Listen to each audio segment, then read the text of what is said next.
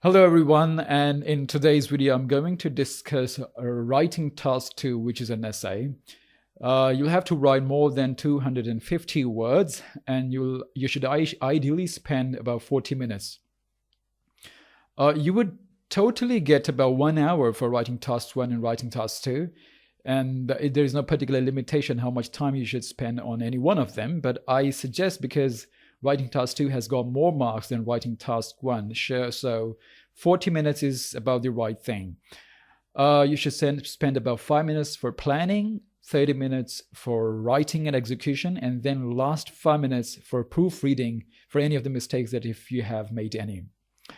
It is common for both academic as well as general, and it can be a little frustrating for you when you're preparing for this, particularly if you haven't been writing creatively in your academic life. The reason is that this essay is going to be, the topic that is going to be given during the exam is going to be unseen, most probably unseen. So you will have to think on your feet over there, produce ideas, and write on your own. The time is too short, which is 40 minutes. So if you haven't prepared yourself properly, it can be challenging and you might fail, which you don't want to be. This video, I'm going to simplify the process of writing. I'm going to show you step by step how you can learn to write this essay. And there are certain tips which can go a long way if you follow them. So watch the video right from the beginning till the end to have a good control on writing essays. So let's get started.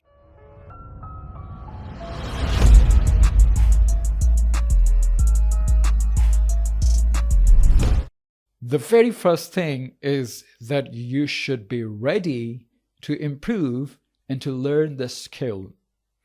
If you haven't got this writing skill already and you are thinking that probably there is some magic tip that will help you get going within one day, then I think that you're going to be disappointed.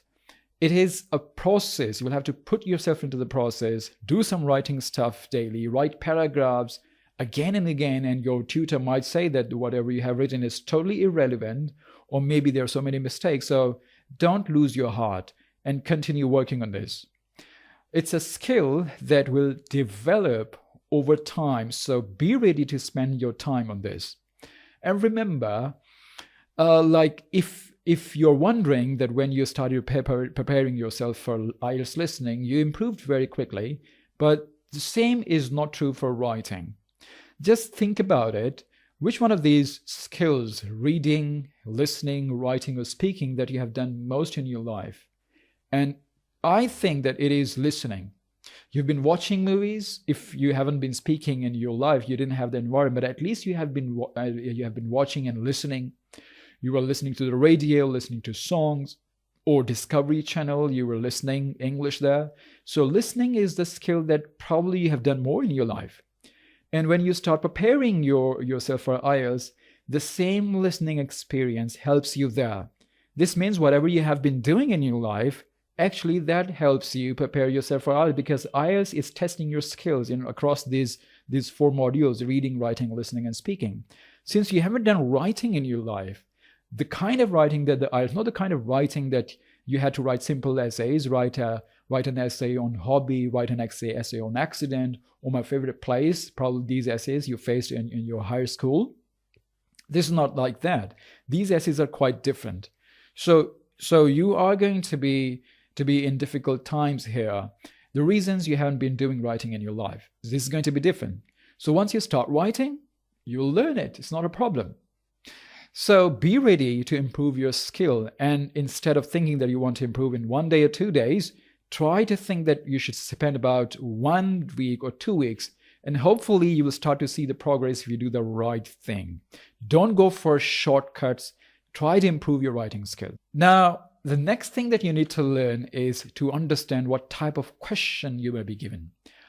IELTS writing test, writing task 2 question is slightly different from probably what you have been facing in your college life or in your academic life.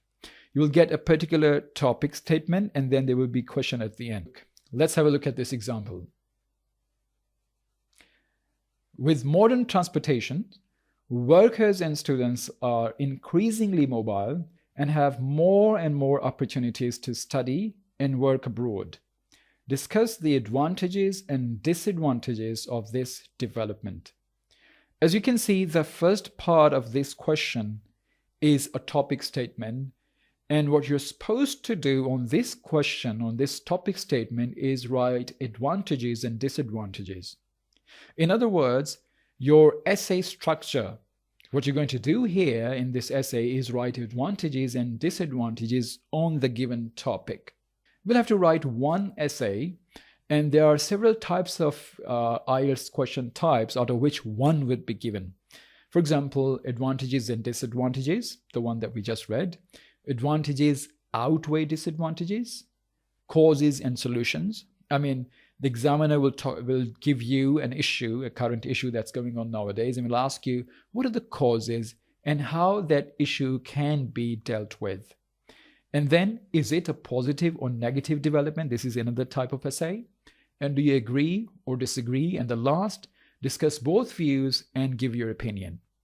All of these essays are slightly different from each other, but there is just general structure that you can follow. So the next thing that I'm coming to is the structure. Structure is the most important thing in IELTS writing. And if you know the proper structure, you're going to get lots of marks. I understand that most of the students argue that this is a language test, so their full focus is on language. Like they say, this is going to be about vocabulary and grammar. These two things are going to be evaluated, and they're right. And what they do is they keep on writing sentences after sentences, just in an attempt to show their language. And sometimes this practice flies back onto the face. The reason, whatever you're writing, it should be in a proper form. It should have a proper structure. Let's try to understand this with a metaphor. Just consider that writing is like building. It's a building. For a building, you need certain material, construction material like cement, bricks, and you need sand, and you need gravel, some small stones. But you don't just mix all of these materials and just fling it out on the land and the house is automatically constructed. No, there has to be a plan. Actually, this material is the basic thing. And what you need is how that material is going to be formed into a house. You need a plan where the rooms are going to be, how big the rooms should be. In a similar way, IELTS essay must have a structure if you want to get good bands. Let's have a look at the band descriptor. That is an official band descriptor where it describes what type of essay gets what type of marks. Let's have a look.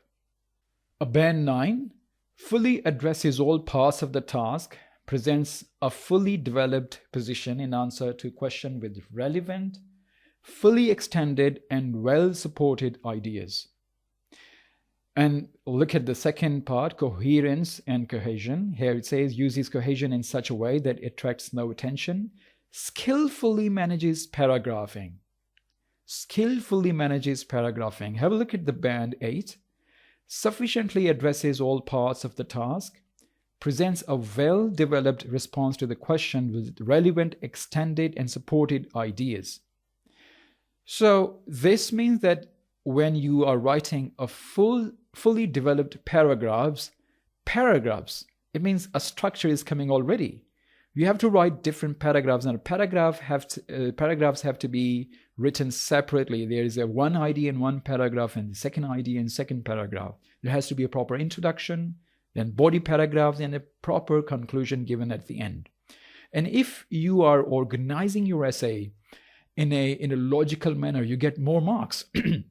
So it is something different from language. It's different from vocabulary and grammar. It's the overall structure of the way you're communicating your ideas. It is very important. So we can say that the coherence is the big picture. It's the skeleton, is the external framework in which you will be writing your ideas. And cohesion, in fact, is the little things that hold the framework together internally. You use connectors and words. Look at for the criteria for a band 7.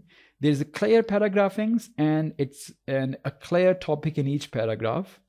But for a band 6, uses paragraphs, but they are not always logical. So as you see, the structure is of crucial importance. Let's have a look at what an introduction should be like. In your introduction, you should state the topic first in the beginning. What exactly is the topic? Start with a general statement. Like the topic was advantages and disadvantages of moving abroad and studying there. So studying there is a topic. So write something about it. You may also write introduction by paraphrasing the first part of the question statement where the topic was being discussed. And in the second part, you will tell your plan, what exactly your plan is. These two things are sufficient for writing an introduction. Let me repeat. You will start your introduction by giving a clear idea what the topic is. And probably you can do it best by paraphrasing the first part of the question statement, which is a topic statement. So paraphrase it, try to write it in your own words. If you copy the same words exactly and copy paste it in your introduction, you're going to get less marks. So try to paraphrase it yourself. The second part of the introduction, it has to be the plan. Since this essay is advantages and disadvantages, you may say, although there are lots of benefits, but there are maybe some challenges that these students may face when they go abroad for higher studies. And in this essay, I'm going to look into the advantages and the challenges that they may have to face. So this is how you have to tell the plan. Once the plan has been stated, then the body paragraphs. Remember, each body paragraph must have a clear idea. And that idea should be stated in the first line. We call it a topic sentence.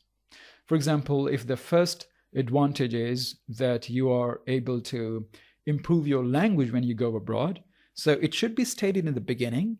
And then the next 2 or 3 lines should explain this thesis statement, this topic statement.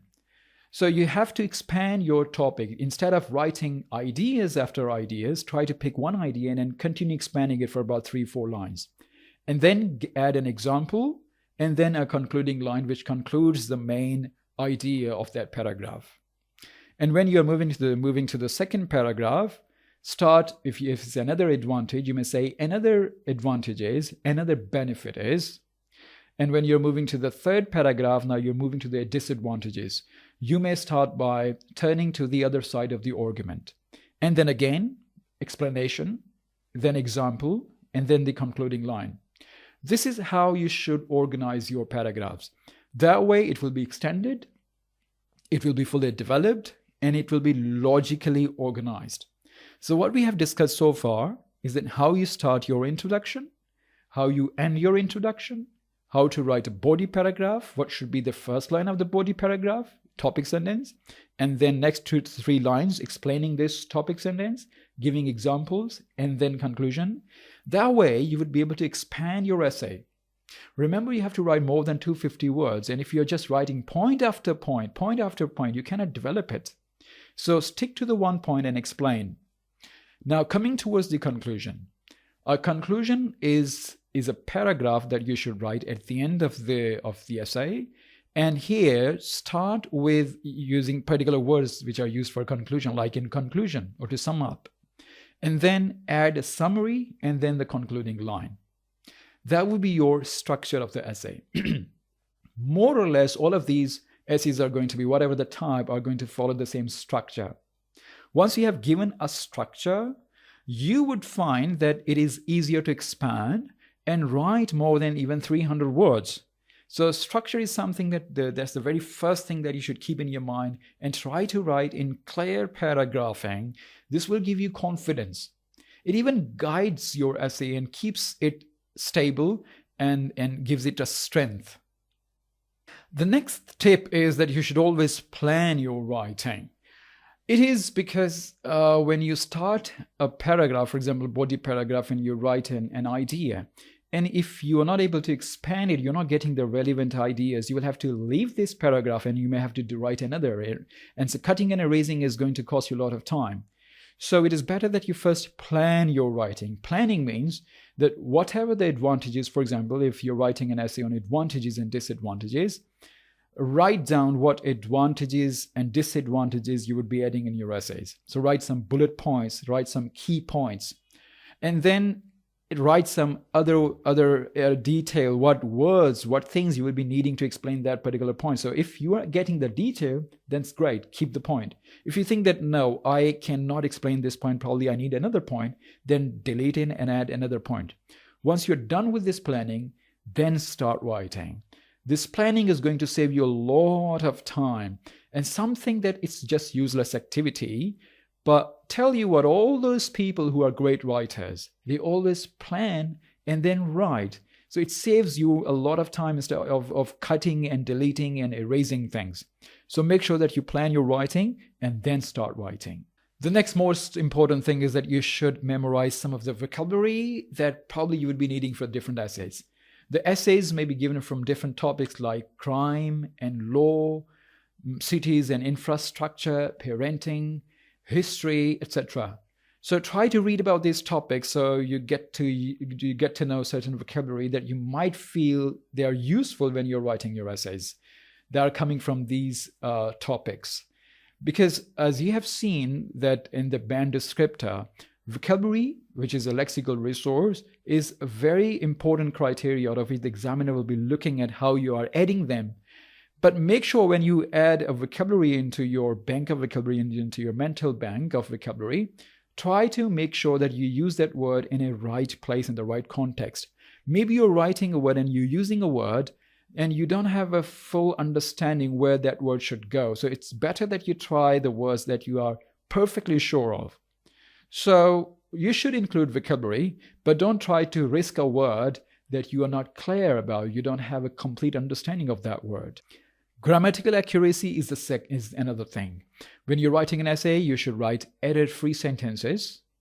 Try to get your essays checked by some particular person who has a good understanding of English grammar.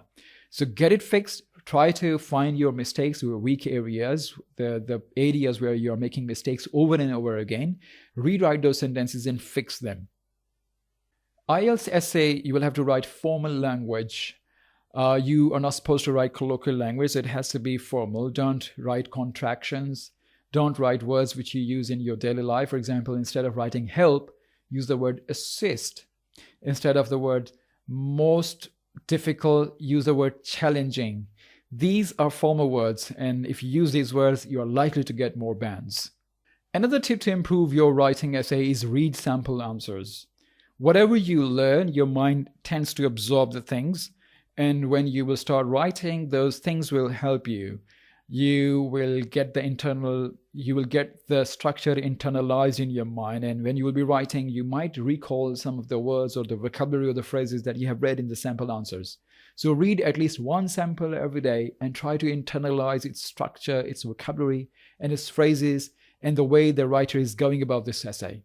I hope this video has given you some good stuff, some good points about writing an essay. And you must have made some little bit of mind how to go about it. And if you haven't subscribed to this channel, please hit the subscribe button and subscribe it now, because in the coming days, I'll be making more videos about IELTS that you might want to watch. Could be useful for you. I'll see you in the next video. Goodbye.